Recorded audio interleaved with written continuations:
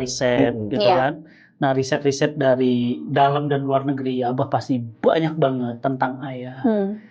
Sebenarnya benar nggak sih memang problemnya ada hubungannya dan secara analisa ilmiahnya benar nggak sih ada peran ayah dalamnya? Menurut saya dia ngelawan saya, dia kehilangan sosok ayah. Apa benar kehilangan sosok ayah lalu kemudian membuat anaknya perilaku menjadi-jadi? Pertanyaannya, kenapa sebelum ayahnya wafat tidak menjadi-jadi? Dan di antara semua judul saya tuh paling interest banget nih tentang ayah. Karena kamu seorang ayah. Ayah. Dan anak saya dua-duanya calon ayah dong. Iya. Dua-duanya laki-laki akan jadi calon ayah masa depan, ya kan? Dan dulu itu kan ayah hanya pencari nafkah. Ternyata direvisi nih, ayah sang penentu arah. Mau kemana nih arah ayah semuanya? Nah, kita akan bahas tentang tethering model baru. Tethering? Namanya fathering. Fathering, Abah? Abah, gimana Abah tentang fenomena hari ini? Banyak banget ya orang bilang, ini krisis ayah. Ini semuanya penyebabnya ayah. Ya, no mention ya, saya nggak sebut dengan siapa. Ada pakar parenting ibu-ibu atau bapak-bapak selalu ayah lagi, ayah. Kok sekarang jadi ayah banyak kayak tersalahkan, tersangka. Nah, maksudnya Abah kan banyak data riset gitu kan. Nah, riset-riset dari dalam dan luar negeri, Abah pasti banyak banget tentang ayah. Sebenarnya benar nggak sih memang problemnya ada hubungannya dan secara analisa ilmiahnya benar nggak sih ada peran ayah dalamnya? Iya, ada. Tapi kan bukan satu-satunya faktor. Gitu ya, bukan satu-satunya faktor. Pengasuhan ibu juga berpengaruh. Dua-duanya sih ngaruh gitu. Ya, misalnya ayah yang sangat terlibat, anaknya juga bisa bermasalah. Contoh, pernah dengar nggak ibu-ibu ngomong gini? Ya, nanti ibu bilangin loh sama ayah. Oh iya. Pernah dengar? Iya. Ini kan ayahnya terlibat ya? Betul nggak? Tapi kenapa ibu bilangin sama ayah? Mungkin ayahnya juga positif, tapi ibunya yang nggak positif berarti. Jadi saya sering bilang, jangan pernah mengatakan untuk supaya anak nurut kepada anak, lalu jual-jual nama ayah. Nggak boleh itu. Kan nggak musim yang namanya ada di keluarga itu namanya. Baru tadi malam saya kemarin ditanya, Abah boleh nggak sih di rumah itu ada yang ditakuti oleh anak? Gitu. Jadi satunya polisi baik, satunya polisi jahat. Konsep bad cop, good cop itu konsep usang, bahkan berbahaya. Gitu ya. Ketika ibu-ibu jualan ayah supaya anaknya nurut, apa bahayanya coba? Ketika ayah tidak hadir di tempatnya, itu yang membuat ibu kerepotan. Nggak ada yang ditakuti lagi. Iya. Dan makanya jangankan meninggal, ayahnya keluar kota aja ibunya kerepotan minta ampun. Jadi ketika seorang ibu mengatakan, ibu bilangin loh sama ayah. Tahu nggak, ibu ini lagi merendahkan marwahnya, kredibilitasnya di depan anak. Dan siap-siaplah diperbudak oleh anak. Gitu. Dan setelah suaminya wafat duluan, Allah takdirkan seperti itu. Betapa tak sedikit single parent yang mengatakan kepada saya, Abah Ihsan, setelah ayahnya wafat, perilaku anak saya menjadi-jadi. Mungkin dia tidak siap dengan kehilangan ayah. Benarkah perilakunya menjadi-jadi gara-gara ayahnya wafat? Dia membentak saya, dia ngelawan saya, dia kehilangan sosok ayah. Apa benar kehilangan sosok ayah lalu kemudian membuat anaknya perilaku menjadi-jadi? Pertanyaannya, kenapa sebelum ayahnya wafat tidak menjadi-jadi? Nah, boleh jadi karena tadi ketika ayahnya masih hidup, ibu ini tidak mampu mengendalikan perilaku anak, menghadapi perilaku anak, mengandalkan ayah, lalu kemudian mengatakan, nah, ibu bilangin lah sama ayah. Setelah ayahnya wafat duluan, Jadi kerepotan nggak ibu ini? Ibu-ibu, mau saja ajaklah ibu-ibu jangan jualan nama ayah terus. Jadi jualannya apa, Abah? Hah? Jualan nama ibu. Enggak. Ibu harus punya kredibilitas. Gitu. Ibu harus Kredibel. punya branding sendiri di depan anak. Jualan diri dong. Iya, benar. Iya, ibu harus jual diri. Jual diri. Di depan anak. Ya, di depan anak. Gitu. Tapi bukan jual diri yang bukan itu jual ya. diri Yang itu ya, gitu. Bahwa ibu tuh harus punya personal branding sendiri. harus bisa Pesona, harus kekuatan. punya pesona, kekuatan sehingga nilainya bisa dibeli oleh anak. Value-nya. Bisa diambil oleh anak. Begitu. Ya, tapi sebelum ngomong ke situ sebenarnya saya terenyuh dengan perkataan ada sebuah film yang anak kecil masih balita kalau nggak salah ya. Ditanyalah sama pembawa acaranya, "Is that your father?" Tapi dengan bangga dan tersenyum anak ini mengatakan, "He is not my father, he is my dad." Oh. Apa bedanya father dengan dad? Nah, father itu adalah biological term. Terminologi biologis. Doang. Semua laki-laki yang menghamili istrinya pasti jadi father. Mungkin pada dalam Indonesia saya nggak tahu ya apa. Mungkin semua bapak itu menghamili istrinya, tapi belum tentu jadi ayah buat anaknya. Mungkin tidak terlalu tepat bapak ya. biologis. Bapak biologis. Sedangkan dad itu adalah terminologi peran. Tadi kan biologi. Pembimbingan. Jadi yang satu biological term, yang satu lagi adalah role term. Gitu. Yang kedua, father itu kontribusinya umumnya before birth, sebelum lahir anak-anak. Kontribusi sperma pada ovum istrinya. Tapi kalau dad bukannya before birth, ya, he has a role after birth. Juga terlibat setelah kelahiran. Ikut ngurus anak. Berarti yang lebih tepat bukan fatherless ya? Dadless. Nah, itu kalimat itu aja nggak tepat. Itu nggak tepat. Oke. Iya, kalau father ini menghamili istri udah otomatis father. Iya. Bahkan kalimat Anda boleh cari teman-teman, Indonesia sering dituduh sebagai negeri paling fatherless. Datanya dari mana? Saya cari-cari nggak ada. Itu hanya klaim anak mahasiswa di salah satu PTN di daerah Jogja yang dia tidak bisa memaparkan datanya itu dari mana. Hanya mungkin melihat fenomena di sekitarnya ayah tidak terlibat, oke. Tapi akan menjadi salah satu nomor satu di dunia fatherless country in the world. Are you sure? Gitu. Ya, jadi saya tidak yakin. Nah, kalau ada silahkan tunjukkan datanya. Iya. Bahwa lembaga mana yang pernah mensurvei Indonesia adalah salah satu negeri fatherless. Tapi saya pernah ketemu beberapa data. Coba nanti saya tunjukkan. Ya. Indonesia katanya paling besar. Iya, saya cari nggak ada. Silahkan nanti tunjukkan kalau ada. Itu hanya salah satu klaim ya yang tidak berdasarkan data ilmiah, tapi pendapat boleh lah kalau pendapat. Kalau pendapat kan mungkin hanya didasarkan observasi indera dia yang terbatas di melihat sekeliling dia. Tapi kalau riset ya. Kalau riset ya harus tunjukkan mana jurnalnya. Jadi yang kedua ya. Jadi father itu before birth, dad itu after birth. Pengasuhan. Ya, gitu. Yang ketiga kalau father itu providing basic human need. Menyediakan kebutuhan dasar semua orang manusia seperti makan dan minum. Tapi dad bukan hanya providing, tapi juga providing mental need, emotional need buat anak-anaknya. Gitu.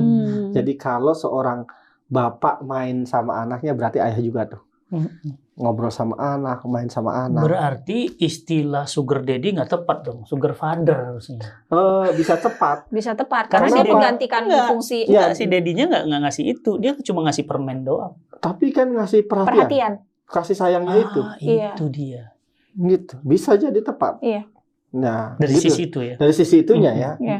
Ya, bukan hanya ngasih makanan doang. Iya. Tapi kasih sentuhan, pelukan, kehangatan, perhatian. Ya kan? Meski salah. Meskipun tidak tepat. Iya. Kan gitu. Iya. Ya, jadi itu ya. Nah, kenapa sebagian father tidak tidak semuanya jadi dad? Nah, karena bisa jadi mereka tidak memahami betapa pentingnya peran dad untuk kejiwaan seorang anak gitu. Bahwa itu tuh bermanfaat buat anak gitu. Kalau ayah-ayah terlibat gitu kepada buat jiwa anak gitu. Saya akan tunjukkan data-datanya ya. Apa manfaatnya kalau ayah itu terlibat gitu? Mau nggak? Mau banget, Abah. Semua pada mau tuh setuju. Komen. Setuju kan? Setuju nggak? Setuju. Kalau ayah terlibat. Nah, kadang-kadang ya seseorang itu termotivasi kalau kita tahu motif. Iya. Jadi tahu motifnya maka ada motivasi. Nah, kita bisa beribadah dengan baik karena punya motif. Ya, punya dorongan. Punya dorongan. Ya, beberapa orang tidak melakukannya gara-gara motifnya nggak ada gitu. Dorongannya nggak ada gitu. Nah, gitu loh ya. Jadi ada banyak manfaat kalau para ayah itu terlibat. Baik saat kehamilan, setelah kehamilan, setelah anaknya usia SD, setelah anaknya remaja, banyak banget manfaatnya kalau ayah terlibat gitu. Bahkan setelah anaknya menikah. Bahkan setelah anaknya menikah jelas. Nah, kan gitu. Ya, kita bahas dulu satu-satu ya. Saat kehamilan, nih saya baca dari ditulis oleh Pak Sah dan Thiel 2014 dalam Journal of Pediatric and Adolescent Gynecology. Ya. Gini, pregnant woman, ibu-ibu hamil, without father support, ya, tanpa ayah yang terlibat, dibandingkan yang ayahnya terlibat, ternyata bapak ibu semua, ya, 22% ya mengalami keguguran lebih sedikit dibandingkan ayah yang terlibat. Oh, ngaruh. Stres ibu kalau disupport sama, kan hamil itu perhamil ya. Iya. Tidak mudah ya. Abah nggak nanya siapa yang ngamilin saya. Saya bingung, laki-laki yang sama. Nah, itu sama tuh. Ya Allah. Dua kali, Bah. Dan sampai sekarang. Ya. Sampai siapa tuh penghamil? Pelakunya itu. Pelakunya tuh. Oh, itu yang pakai baju putih itu ya. Hamil. Jadi misalnya ibu-ibu yang stres, berbagai macam kajian, misalnya kata Ibu Les Elliott PhD dari Harvard, ya ibu-ibu stres itu kan mempengaruhi banyak hal terhadap nanti fetus, janin dan sampai lahir kan. Iya. Jadi keterlibatan ayah mengurangi stresnya ibu kan. Jadi istri yang didampingi oleh suaminya, dia akan berkurang kemungkinan kegugurannya 22%. Iya. Gitu ya, gitu. Jadi daripada laki-lakinya, suaminya yang tidak terlibat. Iya. Itu perat lahiran. Iya, masih jalan masa kehamilan itu, iya kan itu. Ya, ayah yang terlibat pada saat kehamilan juga akan menunjukkan kesehatan yang baik buat ayah, buat ibu hamilnya, buat ayahnya sendiri dan buat bayinya gitu. Di dalam jurnal yang lain ya disebutin. Ini baru saat apa? Saat hamil. Setelah kelahiran apa? Ya, keterlibatan ayah involved dads and parenting itu reduce mom parenting stress. Jadi mengurangi stres ibu-ibu gitu. Makanya anak saya 6, ya istri saya ya biasa-biasa aja, nggak ya boleh nanti wawancara istri suatu hari kan gitu, ya kalau mau kan gitu.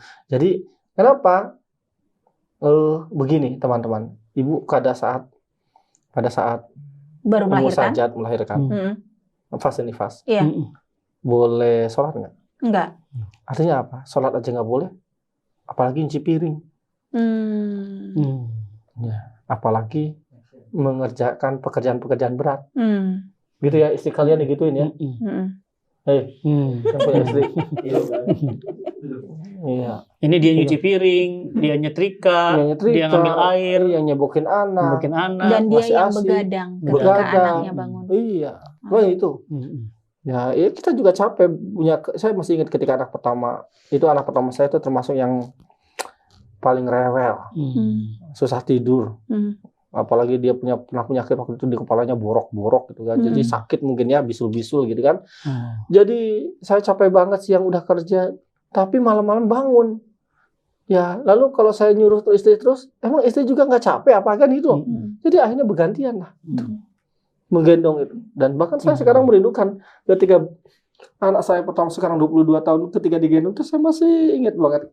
Ya, nyanyiannya anak abah jadilah soleha, anak abah, hiduplah amanah, insya Allah di akhirat masuk jannah. Teng tong. Itu masih ingat. Indah sekali itu ngurus anak tuh, ya Allah, ya Allah. Jadi makanya istri saya bisa jadi nyaman-nyaman aja punya anak banyak gitu. Karena bapaknya hadir. Berperan. Insya Allah. Gitu. Jadi itu bisa menghindari postpartum depression, Ya. baby blues. Dan kalau hasil dari obrolan kita sama Dokter Utami Rusli, Abi, Puput betul. ya, Puput bilang, iya. Betul, Ya. asinya jadi lancar Kenyamanan keluar. dia. Ya kasus-kasus BBS, PPD di Indonesia kan banyak banget sebetulnya. Ya, keinginan ibu tidak mau ngurus anak, menyentuh anak. Iya. Bahkan ada ibu yang pengen ngebuang anak, ngebunuh anak bayinya kan. Saking dia depresinya begitu. Ya, dan seterusnya. Ya, saat balita, ayah-ayah yang terlibat ya itu mengurangi stres anak balitanya kan. Dan apalagi main anak dengan ayah dengan anak, dengan ibu dengan anak, beda nggak cara mainnya? Beda. Betul? Beda Ibu banget. kalau ngegendong anak di mana? Sini. Di situ. Kalau bapak di sini. Di sini. Uh-uh. Pundaknya lebih kuat. Iya. Mantap. Betul nggak? Kalau ibu di sini, atau kalau udah agak gede di sini, pinggulnya lebih besar. Iya. Ini namanya bonding attachment. Kalau bapak namanya petualangan. Iya. Gitu. Makanya berbagai penelitian menyebutkan bahwa while mother provide comfort ya for children dalam keadaan stres, ayah itu provide problem solving buat anak-anaknya.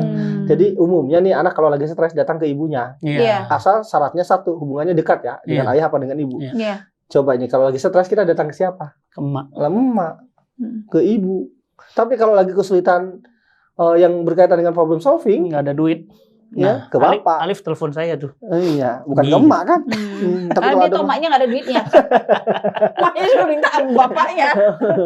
ya bukan hanya duit ya. Iya. Misalnya kalau masalah misalnya dia Jalan membutuhkan keluarnya. jalan Iya, keluar. Jalan Gitu. keluar Iya. itu lebih ke Ya saya. bukan berarti Betul. tidak bisa sama ibu, tapi secara umum begitu loh.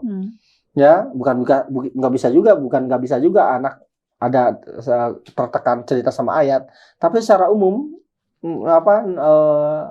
tendensinya ke situ. Ya.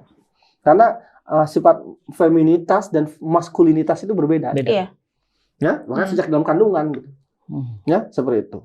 Nah, jadi teman-teman, ini bermanfaat buat anak, bukan hanya saat lahir, setelah lahir pun justru bermanfaat gitu. Ya. Itu yang balita. Yang balita tuh. Ya, apalagi setelah usia sekolah nih. Ya, tuh. Ayah-ayah yang terlibat umumnya adalah memiliki nilai bagus di sekolah. Anaknya. Maaf, ayah yang terlibat, anaknya itu pinter-pinter. punya prestasi akademik yang lebih positif. Ya, ini misalnya dari judulnya ada, nanti cari aja di jurnal-jurnal Father's Importance in Adolescent Academic Achievement, International Journal of Child, Youth and Family Studies gitu. Nah, kan ayahnya nemenin belajar. Iya. Gitu. Mentalnya beda. Iya beda. Sebagian kita ada yang ingat nggak kalau misalnya belajar matematika sama siapa kan itu? Ada yang sama ibu, tapi lebih nyaman sama siapa sebetulnya? Kalau saya sama ibunya, karena ibunya pinter banget. Oh iya. IPK-nya summa cum laude. Wah, summa cum laude. Kalau saya IPK-nya cloud. Iya. Cloud. Ya tentu saja tidak menutup kemungkinan namanya outlier atau pencilan ya. Iya. Memang keluarga kita unik banget ya. Out of the box. Iya kan, misalnya ya Allah.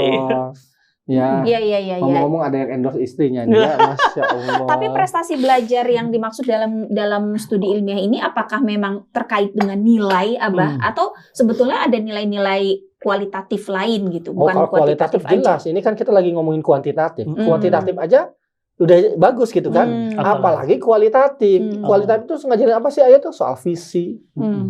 Ya kan? Mimpi. Pandangan lebih luas. Kalau digendong di atas pandangan lebih luas. Ya. Kalau ibu digendong di sini. Dan di sini kan keberanian. Takut Takut dia. berani ngambil resiko. Kan itu. Kalau anak dibesarkan sama ibu doang, tahu nggak? Ngerinya adalah mereka jadi anak-anak follower doang. Iya. Karena ibu itu kan cari aman. Iya. Digendong di sini. Iya, tuh. Nggak berani ngambil resiko. Nah. Ya, bangsa follower akhirnya. Kan gitu. Nah, makanya entrepreneur kita agak sedikit. Pekerjaan paling favorit dalam kurung ya pegawai negara. Iya. Gitu. Kan cari apa? Cari aman. Iya, yang pasti-pasti. Tidak berarti tidak mau dia jadi pegawai negara. Betul. Tapi kalau semua orang ingin jadi pegawai, ya negara atau negara, entrepreneur kita sedikit, ekonomi kita susah tumbuh dengan cepat. Iya. Nah, entrepreneurnya sih, entrepreneur beneran entrepreneur ya, bukan terpaksa jadi entrepreneur dagangan karena entrepreneur dadakan yang karena keterpaksaan itu, gitu. Benar. Ya, itu pasca kelahiran ya? Pasca kelahiran. Jadi a student getting mostly A nilainya katanya, gitu. Mostly A gitu. Ini apa namanya kajian lain ya dari Ibu Christine Winquist gitu. Ya, Department of Education National Center for Education Statistics tahun 2001 gitu judulnya Fathers and Mothers Involvement in Their Children's School by Family Type and Resident Status gitu. Ya, dan seterusnya. Kan wah, keren kan? Gitu. Nah, ini yang paling penting. Kita remaja ya. Tahu nggak? Daughters are less likely to engage in risky sexual behavior when they have consistent contact and a sense of closeness with their dads. Jadi anak-anak perempuan, anak-anak remaja perempuan itu ternyata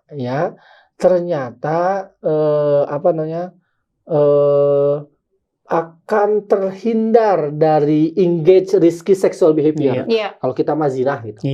Perilaku seksual beresiko itu kan ya hamil luar nikah dan seterusnya kan gitu. Kenapa? Karena dekat sama ayahnya. Ini menurut Ibu Bapak Greenbay, Davis, Clark, dan Tequin ya dalam judul Father Involvement, Dating Violence and Sexual Behavior Among a National Sample of Adolescent Female, Journal of Interpersonal Violence. Jadi kasarnya gini lah, kalau anak perempuan kita sering, misalnya ya, anak kita suka nggak cium tangan kita yang perempuan. Maaf ya kalian tuh cowok semua sih laki-lakinya ya. Ya, gitu. Sorry ya. Jadi gimana? Sorry ya, kita punya anak perempuan. Misalnya, mana anak kita saling tangan kita? Iya. Kalau anak saling tangan kita, kalau Rasulullah dicium kan, anaknya yang dicium kan, anaknya tangannya dicium lagi kan, nah kita cium lagi tangan anak kita, gitu, gitu kan, sunahnya kan itu loh, dicium, dipeluk dan sunah. Kalau anak perempuan itu sering merasakan sentuhan ayahnya, sentuhan cinta maksud saya, sentuhan kasih sayang maksudnya, dicium tangan anaknya, dicium keningnya, dipeluk dia terbiasa disentuh sama laki-laki, maka dia tidak butuh lagi sentuhan laki-laki lain. Kenyang dengan pelukan. Kenyang dia nggak cari pelukan lain. Nggak cari pelukan lain, kan fitrah perempuan ada perlindungan. Kalau itu kita kaitkan dengan pacaran, berarti anak-anak akan punya kayak proteksi diri dia sendiri, Abah. Akan punya benteng sendiri. Buat apa sih kalau aku sudah dapat perlindungan, ngapain aku butuh perlindungan yang lain? Kalau itu daughter, kalau son gimana, Abah? Sama juga nggak? Ini kasusnya adalah anak-anak yang perempuan. Ya, nanti kita lihat apakah ada yang laki-laki. Anak laki-laki, Tapi bukan ke masalah sexual behavior, biasanya laki-laki. Kepada delinquency atau kenakalan remaja. Penelitiannya gitu. Ya, seperti itu. Jadi logikanya gini, kalau sudah disentuh sama ayah, kalau anak perempuan dulu ya tadi ya, maka dia akan sudah dapat sentuhan itu. Tapi kalau jarang disentuh, ada laki-laki yang nggak sengaja aja nyenggol dia, jangan-jangan merasa ser gitu, kayak nyetrum gitu, dan jangan ditempel-tempelin gitu kan, cari sentuhan dia, cantik sentuhan kan gitu, dan seterusnya gitu. Ada lagi nih dari Ibu Alice B.J. Scholmer. Ya, dia mengatakan higher quality father-daughter relationship is a protective factor against engagement in risky sexual behavior. Sama tadi kayak tadi, cuman beda jurnal aja, kan gitu loh. Jadi keren banget nih kalau ayah terlibat kan. Nah ini tadi yang ditanyain, anak cowok gimana? Boys have fewer behavior problem and girls have fewer psychological problem when they have involved dads. Jadi biasanya laki-laki itu masalahnya behavioral perilaku, kenakalan. Kalau perempuan psychological, masalah mental gitu. Selain masalah ke seksual beresiko tadi kan gitu loh. Jadi kalau ayah yang terlibat, ini menurut Christensen gitu kan, beliau mengatakan bahwa anak laki-laki cenderung akan mengalami masalah perilaku yang lebih sedikit dibandingkan ayah yang tidak terlibat. Betapa banyak manfaat ayah. Loh, laki-laki itu belajar jadi laki-laki dari mana harusnya? Dari bapaknya. Dari siapa lagi gitu? Ya. Maka semua ayah ketika anaknya umur 10 tahun, anaknya yang punya anak laki-laki nih, harus rajin-rajin ngajak anak laki-lakinya berkegiatan dengan ayah tanpa ibu. Ya. Benerin mobil. Me time berdua. Supaya dia belajar bagaimana jadi laki-laki. Jangan belajar dari orang lain gitu. Ya, sesekali diajak ke kantor ayah kalau hari libur, apa pekerjaan ayah, bagaimana ayah melakukannya gitu. Alif sering saya bawa ikut kajian, masangin Infokus, biar dia tahu ayahnya tuh, oh ini kerja ayahku. Dia supaya belajar jadi laki-laki. Dari mana? Kalau anak diasuh ibu doang, belajar laki-lakinya gimana? Ibunya jadi laki-laki dulu. Tapi bagaimana dengan single parent kan gitu? Nanti kita bahas di belakang. Kan gitu. Ya, tapi ini ketika ayahnya masih hidup dan ada di keluarga, ayo ayah terlibat karena manfaatnya banyak banget buat anaknya gitu. Anak remaja. Anak remaja kan gitu. Gitu. Mau dibahas tadi kalau single parent bagaimana? Bukan, sebelum itu, setelah pernikahan ada dampak nggak? Setelah pernikahan, ya kalau setelah pernikahan anak-anak itu teman-teman bagaimana menjadi laki-laki yang bertanggung jawab belajar dari siapa? Oh, bapak. Ngaruh itu. Tanggung jawabnya ya. Makanya kalau teman-teman mau menikah nih yang masih jomblo-jomblo, harusnya ditanya riwayat pengasuhannya. Beberapa pertanyaan itu penting itu diajukan kepada calon pasangan sebelum menikah. Salah satunya, coba ceritakan bagaimana cara kamu dibesarkan, alias riwayat pengasuhan. Kalau bahasa pendidikannya, kalau bahasa agamanya itu nasab. Itu pertanyaan yang ditanyakan oleh ayah dari atau keluarga dari anak perempuan, ya.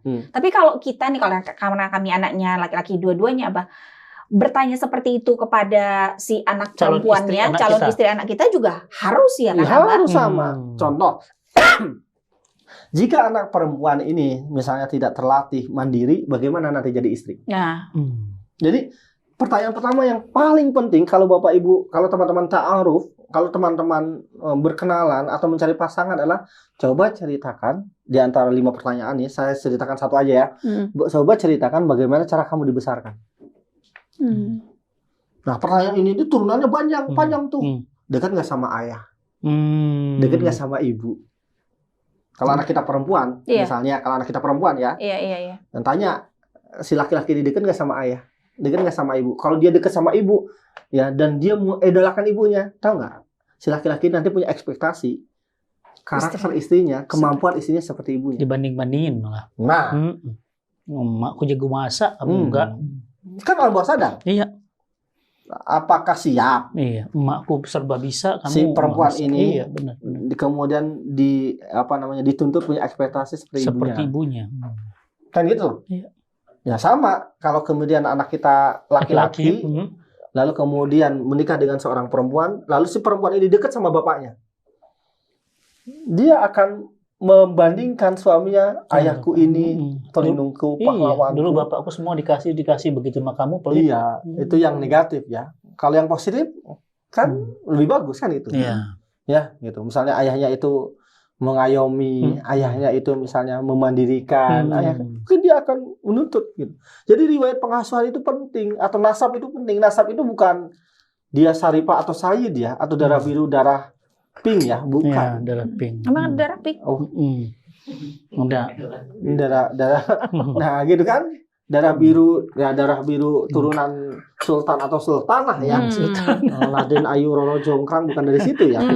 Tapi bagaimana cara dia dibesarkan itu menentukan, kan gini, seseorang itu berperilaku atas dasar perlakuan yang dia terima gitu loh. Gitu. Ya. Jadi penting untuk mengetahui bagaimana cara dia dibesarkan gitu. Setelah menikah juga nanti ngaruh. Gitu, bagaimana dia menjadi seorang imam, seorang ayah, belajar dari mana? Yang pertama tentu saja dari orang tuanya. Kalau dia kemudian misalnya, bagaimana kalau ayahnya tidak bertanggung jawab, bisa nggak dia jadi baik? Bisa, asal dia terjerumus di masjid kampus. Asal dia belajar di tempat-tempat baik. Jadi kalau kita yang punya masa lalu buruk itu bisa menjadi baik, asal kitanya mau upgrade ulang, memprogram ulang otak kita gitu. Jadi tidak selalu masa lalu negatif itu menjadi pasti negatif. Cuman kita mau nggak menginstal ulang program otak kita gitu. Di defrag, dirapihin lagi. Ini sebagian kita punya masa lalu yang tidak bagus kan. Misalnya Ustadz gitu kan, punya masa lalu tidak bagus gitu kan. Tapi terformat ulang. Terformat ulang. Nah, kalau tanpa ilmu Ustadz, biasanya yang tidak bagus di masa lalu tuh justru punya kutub sebaliknya yang berlebihan. Kalau tanpa ilmu kan diseimbangkan tuh. Contoh, kita dulu misalnya miskin, susah. Setelah kita berkecukupan dewasa, anak kita tidak ingin susah seperti kita kan. Lalu penuh berbagai keinginan, kayak berdendam gitu. Nah, pertanyaan bagus ya buat anak? Enggak. Atau contoh lain, kita dulu dibesarkan dengan pukulan oleh ayah ibu kita. Kita yang positif ya, akan merasakan aku tuh sakit dipukul ayah. Aku nggak mau anakku disentuh sekalipun. Tapi kalau tanpa ilmu tahu nggak akibatnya apa? Berlebihan, terlalu melindungi anak, tidak bisa tegas sama anak. Kan gitu loh. Padahal mungkin niatnya baik ya. Aku sudah merasakan sakit, anakku jangan gitu ya. Iya, kan gitu. Kan berbahaya itu. Gara-gara itu kan. Atau ada mungkin mudah-mudahan ada waktu kita bahas soal apa tuh namanya? Bulldozer parenting yang orang tua menyelesaikan masalah anak. Orang tua yang nyelesain masalah. Menarik tuh. Itu kapan-kapan dibahas tuh.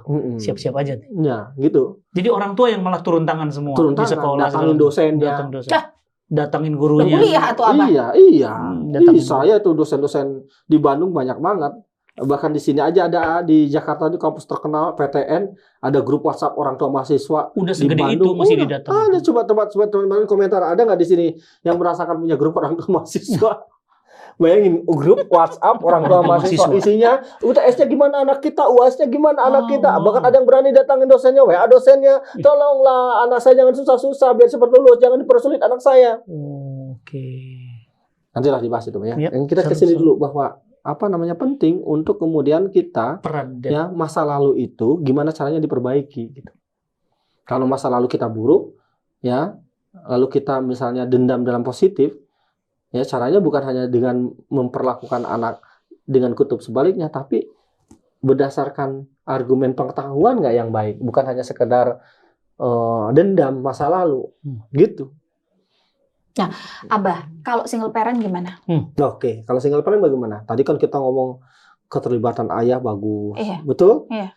Ya, tapi kan kita yang single parent bagaimana? Apakah tidak punya peluang jadi anak yang bagus? Itu. Ya, masih bisa punya peluang anak yang bagus asal ibunya mau belajar enggak gitu. Yang bahaya itu sebetulnya bukan single parent tapi ayah hidup tapi nggak punya peran, hidup tapi mati. Nah mungkin bahasa lainnya lebih kejam gitu ya. Kadamihi. Ada tapi tiada. Nah itu yang lebih kejam lagi sebetulnya ya. Ini kabar gembira buat ibu-ibu single parent. Asal ibunya punya keterampilannya, tahu nggak Allah akan otomatis kuatkan ibu-ibu yang suaminya tiada. Jangan suaminya tiada, suaminya di luar kota aja, ibu tuh otomatis strong, tahu nggak? Iya, Abah. Ya, setuju. Kan gara-gara ibu banyak melakukan dalam tanda kutip penipuan gitu kan, tidak bisa ngangkat galon, tidak masang gas gitu, gara-gara suaminya ada. Tapi begitu nggak ada, jadi kuat ya. Kuat nggak kira-kira? Tapi kalau saya ada Ustaz Fatih juga saya tetap ngangkat galon sendiri ya, Mbak. Saya tetap masang gas sendiri. Saya bilang. Ini nama saya bilang pencilan gitu kan tadi. Kan kita pencicilan. Masa lampu juga sendiri. Kita pencicilan. Iya. Pencilan bukan pencicilan. Ya gitu. Data namanya itu data simpangan gitu. Jadi sebetulnya istri itu atau ibu tuh sebetulnya punya kekuatan juga ya. Punya. Ada nggak orang single parent tapi anaknya jadi hebat? Banyak. Umar Syafi'i misalnya. Iya. Ibunya Imam Syafi'i. Bisa tuh. Single parent. Iya, single parent. Imam Bukhari. Single parent. Jadi kalau masa lalu kan banyak anak-anak sekarang juga banyak yang single parent orang tuanya. Misal salah satu dekan UI termuda itu saya lupa namanya profesor siapa itu. Ya, dia juga single parent orang tuanya. Terlalu banyak single parent bisa jadi kuat gitu. Ya, cuman tadi harus tough, harus kuat kan gitu. Jangan sampai gara-gara suami saya itu nggak ada, saya susah mendidik anak gitu. Akhirnya jadi dia ketergantungan dengan makhluk, ketergantungan sama Allah gitu. Gitu. Jadi begitu kalau single parent bisa. Ada teknis? Apanya? Teknis bagaimana caranya menguatkan anak pada saat ayahnya sudah tiada atau ayahnya LDM. Oke. Kita ini cari yang positifnya dulu itu tadi. Iya. Daripada kita mengutuk kegelapan lebih baik menyalakan cahaya. Apa hal yang positif yang bisa kita kuatkan ketika kita jadi single parent? Contoh, apa yang kekuatan coba kelebihannya? 1, minim konflik dengan pasangan. Kan nggak ada. Iya. Lebih fokus. Mau konflik sama siapa? Nggak ada. Oh iya. Jadi lebih konsisten tuh harusnya. Nggak harus debat dulu dengan pasangan. Kan gitu. Kedua, kira-kira lebih susah kan? Kesusahan itu sebetulnya bagian dari kebaikan nggak? Iya dong. Iya. Asal tadi orang tuanya punya nggak kekuatan, ibunya punya nggak kekuatan ketika single parent, misalnya tidak memanjakan anaknya berlebihan. Ya, makanya saya bilang kalau ibu punya keterbatasan finansial harus transparan sama anak. Penghasilan kita segini. Bahkan bukan hanya ibu, semua orang tua di Indonesia yang ikut kelas-kelas saya bilang, jika penghasilan Anda pas-pasan, silahkan transparan sama anak. Karena resources-nya terbatas. Gaji bapak ibu sekian, kebutuhan kita tuh sekian, yuk kita musyawarah. Tapi kalau tak terbatas atau berlebihan, apakah harus ditransparankan sama anak? Nggak harus. Misalnya penghasilan Ustadz Fatih nggak usah banyak-banyak ya, 1 miliar sebulan. Misalnya. Amin ya Allah, amin ya Allah. Misalnya 1 miliar sebulan. Amin, ya Allah. Apakah harus diceritakan sama anak-anak, sama Sajat, sama Abang Alip? Nah ya itu 1 miliar. Nanti jangan-jangan anak minta jatah. Buat aku 10% aja. Apa butuh anaknya? Kan gitu. Jadi kalau anak bapak ibu, kalau kita penghasilannya sudah mohon maaf berkecukupan atau lebih, nggak usah transparan, nggak usah diceritain semuanya. Tapi kalau kita cerita gitu, nggak kayak kita berbagi masalah ke anak gitu, Abah? Nggak apa-apa itu? Nggak masalah. Dalam batas tertentu itu nggak masalah. Biar tahu keadaannya. Ya, bukan berarti harus membebani anak berlebihan. Itu membebani anak jadinya anak kepikiran. Iya, asal membebani itu jika kemudian kita menuntut anak, kamu bantu dong. Oke. Cari dong, kerja dong, kan itu. Kan gitu. Kamu biarin mama sendiri dituntut anaknya, kan enggak. Tapi maksudnya ini supaya anak-anak paham bahwa kondisinya terbatas, maka kendalikan diri, kontrol diri untuk melakukan pengeluaran dan lain-lain gitu. Karena kan pada dasarnya miskin itu bukan kecilnya penghasilan, ketidakmampuan mengelola pengeluaran.